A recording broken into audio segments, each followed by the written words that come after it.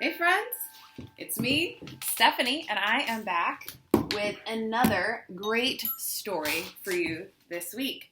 Now, a lot of our stories lately have been about nature and the mystical power of nature, and today's story is no different. It is a folktale, which means it's very old and has been passed down from generation to generation. And I bet today's story will remind you of another story that you all know. So let's see if you can guess what story this is very, very similar to. Let's read what we're going to do. Hello, readers. That's you all. Today, we will read a mystical Native American folktale. Now, today's folktale comes from the Algonquin tribe. It takes place in Lake Ontario, and that is in Canada, kind of by Toronto, so that's where this tribe lives. We're going to see distinct signs of their tribal culture. For example, these people live in wigwams, which is a dome-like structure made out of animal skins and sometimes tree bark, which you'll see. First, we're going to meet the characters. Then we're going to read the story. And then I have a deep thinking activity for you. Because it's always fun to just enjoy a good story. But this one is a deep cut, so I want to encourage you to dig extra deep with your brain to find out what this story means. Because we're going to see some strange, mystical things. But first, let's meet the characters. These are the main characters. We're also going to see some townspeople and a father, but these are the ones that are going to be doing most of the action. Now, in this story, we are going to see 3 sisters. Now, the one sister is called the rough-faced girl. And you can see that she's covering her face here. She tends the fire. She's really kind. But because she tends the fire all the time, she has burn scars. Her hair is kind of burned and her face is somewhat burned. Okay? Now, she also has 2 older sisters. And the sisters are very beautiful. The sisters wear fine clothes. They're proud, but they are not very nice people, okay? So, those are our 3 main characters. And we're also going to see, and this is a very interesting one, a character called the Invisible Being. Now, we learn in the story that the Invisible Being is rich and powerful, but also invisible, right? Now, keep your eyes open in this story. Read the pictures very closely because you will be rewarded by seeing the invisible being if you're paying close attention, all right? Really special people can see it. Also be thinking about what the invisible being is and why it's invisible. That's going to be one of our deep questions at the end. So we have the 3 sisters, 1 nice, 2 mean, and a mysterious invisible being. The last character I want to introduce you to is the invisible being's sister. Now, she's tough. She is wise, and she sees past faces and fancy hairdos and cool clothes, and she can see right into people's hearts to tell what kind of person they are on the inside. And that's going to be another important part of this story. All right, and with that, let us read The Rough-Faced Girl. You are reading the pictures while I read the words, and you're especially looking for that invisible being. Where is it? Where are some clues about where we can look for it? Here we go. And there's our rough-faced girl. Her hands are bandaged from burns that she got from tending the fire, and she's hiding her face.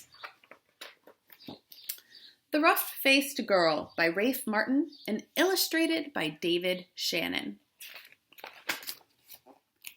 Look, here we are on the shores of Lake Ontario, and we can see some of the wigwams here. Once, long ago, there was a village by the shores of Lake Ontario. Off from the other wigwams of this village, there stood one great, huge wigwam, and look at how incredible this is. Do you see what makes it different from all the others? It's got these incredible paintings of things in nature, like the sun and the moon and the stars, eagles, bears. Painted on its sides were the sun, moon, stars, planets, trees, and animals. And inside this wigwam, there was said to live a very rich, powerful, and supposedly handsome, invisible being. However, no one could see him, except for his sister who lived there too. Many women wanted to marry this invisible being, but his sister said, only the one who can see him can marry him. Do you see him? Oh, I see this kind of mystical cloud. Maybe that's him? Maybe because I can see it, I have to marry him. Now, we know about these three, right? Now, in this village, there lived a poor man who had 3 daughters. The 2 elder daughters were cruel and hard-hearted, and they made their youngest sister sit by the fire and feed the flames. When the burning branches popped, the sparks fell on her. In time, her hands became burned and scarred. Her arms too became rough and scarred. Even her face was marked by the fire, and her beautiful long black hair hung ragged and charred. And those 2 older sisters laughed at her, saying, "Ha! You're ugly, rough-faced girl!" And they made her life very lonely and miserable indeed. And look at their cruelty.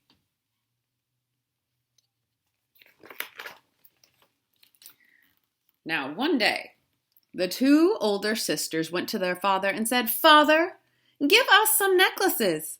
Give us some new buckskin dresses. And give us some pretty beaded moccasins. We are going to marry the invisible being." So their father gave them these things. And dressed in their finest, the 2 girls marched through the village. All the people pointed and stared. "Look at those beautiful girls," they said. "Surely they shall marry the invisible being." And if those 2 girls were proud and hard-hearted before, they were even prouder now. Look at them with their noses up in the air. They were even prouder now. They walked haughtily through the village, and at last they came to the wigwam of the invisible being. And there was his sister waiting. She's one of my favorite characters. Look at her. She looks pretty wise and pretty tough. "Why have you come?" she asked. "Well, we want to marry the invisible being," they answered. "That's why we're here." "If you want to marry my brother," she replied, "you have to have seen him. Tell me, have you seen the invisible being?" "Of course we've seen him," they said. "But can't you see how pretty we are? Can't you see our beautiful clothes we wear?" "Oh, yes, anyone can tell that we have truly seen the invisible being." "All right," she said quietly. "If you think you've seen him, then tell me, what is his bow made out of?" And suddenly her voice was as swift as lightning and as strong as thunder. So she wants to know what the bow of his bow and arrow was made out of. His bow? They stammered in surprise. His bow? We know. And turning desperately to one another, they whispered, "What shall we say? Let's say it's the oak tree." So they said, "It's the great oak tree." "No," said the sister of the invisible being. "No." Oh, she saw at once how they lied. "Tell me," she continued, "if you think you've seen my brother, the invisible being, then what's the runner of his sled made out of?" So the runner of a sled is the part on the bottom that cuts through the snow. We know, cried those 2 sisters, but they whispered feverishly again. They wondered, what shall we say? "Let's say it's the green willow branch." "No," the sister said when she heard. "No, you have not seen my brother, now go home." "Just test us fairly," they exclaimed. "We've seen him. Just don't ask us all these silly questions." Do you think that they've really seen him? No. "All right," the sister of the invisible being said. "Come with me." And she took them back to the great wigwam and sat them in the seats furthest from the entrance, the guest seats.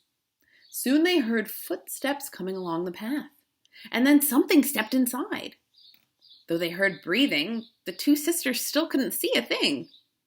Suddenly, a great bow and a beaded quiver of arrows appeared in the air and were set down. But though those two girls sat there, their eyes wide, all through the night, they never saw a thing more. And in the morning, they went home, ashamed. So they can see the bow and the quiver of arrows, which look really beautiful, but can they see the being? No. Now, the next day, the rough-faced girl went to her father and said, "Father, may I please have some beads? May I please have a new buckskin dress and some pretty moccasins? I am going to marry the invisible being, for wherever I look, I see his face." But her father sighed. "Daughter," he said, "I'm sorry. I have no beads left for you, only some little broken shells.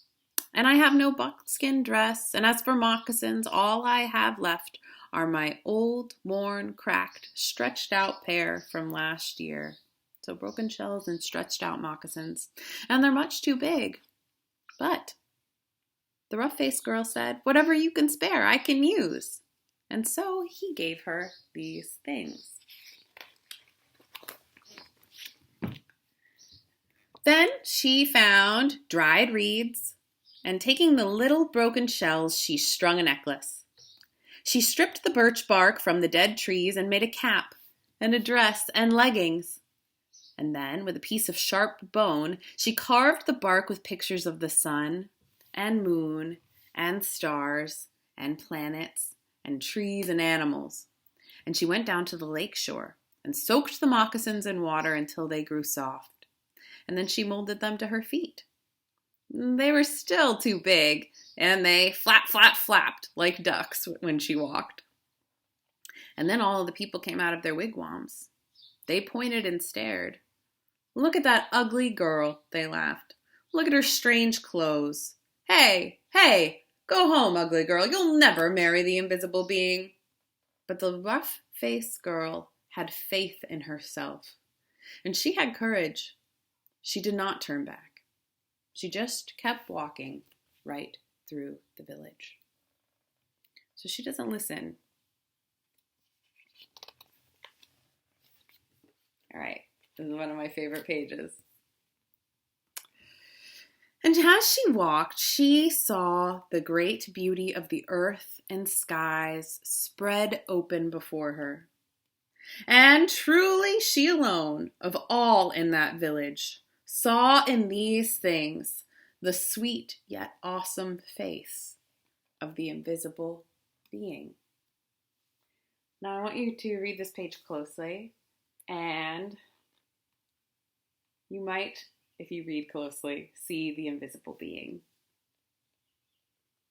Because she definitely sees it here, in almost everything.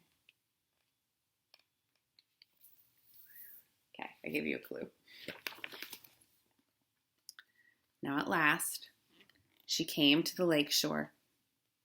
And just as the sun was sinking behind the hills and many stars came out, glittering out like a fiery veil in a darkening sky overhead. And there, standing by the water's edge, was the sister of the invisible being waiting. Now, the sister of the invisible being was a wise woman. When she looked at you, she didn't just see your face or your hair or your clothes, no. When she looked at you, she would look you right in the eyes, and she could see all the way down to your heart. And she could tell if you were a good, kind heart or a cold, hard, and cruel one. And when she looked at the rough-faced girl, she saw at once that though her skin was scarred, her hair burnt, her clothes strange, she had a kind and beautiful heart. And so she welcomed her dearly, saying, "Ah, my sister, why have you come?" And the rough-faced girl replied, "I have come to marry the invisible being." And there she is looking deep, deep, deep down into the rough-faced girl's heart.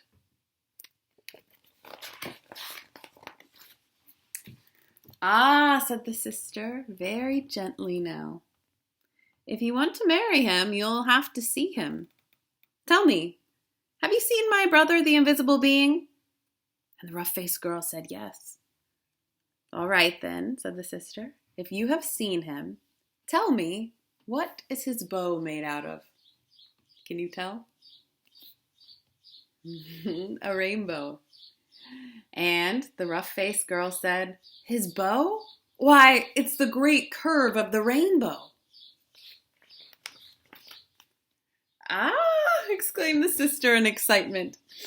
And tell me, she asked, if you have seen my brother, the invisible being, what's the runner of his sled made out of?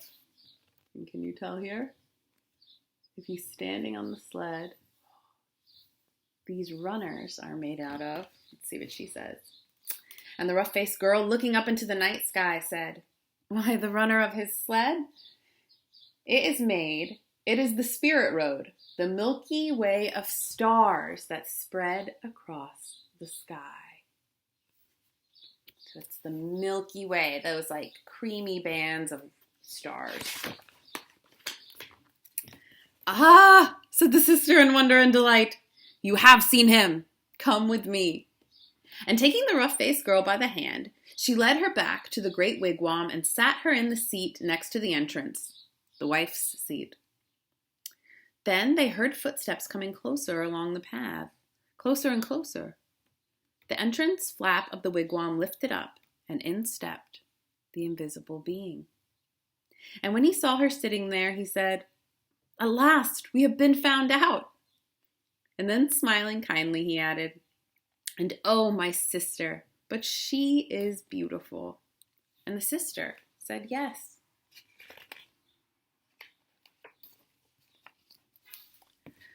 The sister of the invisible being then gave the rough-faced girl the finest buckskin robes and a necklace of perfect shells. Now bathe in the lake, she said, and dress in these. So the rough-faced girl bathed in the waters of the lake. Suddenly all the scars vanished from her body. Her skin grew smooth again, and her beautiful black hair grew long and glossy as a raven's wing. Now anyone could see that she was indeed beautiful, but the invisible being and his sister had seen that from the start. Then, at last, the rough-faced girl and the invisible being were married, and they lived together in great gladness, and they were never parted. There they are, paddling out onto the lake into the mist together. All right, so a couple questions before we get into, or as we do our deep thinking portion after reading this book. Obviously a really great story, but the deep thinking questions are, one, what very common fairy tale does this story remind you of? Two, what do you think the invisible being is? Do you think it's a real person? Do you think it's a nature spirit? Do you think it's God or something else? I want to know what you think. So answer that question. And the last question I had on there. Oh, okay. So take a nature walk. Go look around your house. Look out the window and see if you can see the invisible being in something outside your window, something in nature. And then try to draw it. All right, friends. I had so much fun reading to you The Rough-Faced Girl. We're going to read another similar story next week. So really be thinking about what fairy tale this reminds you of. All right, I'll see you soon. Can't wait to hear what you have to say. Bye.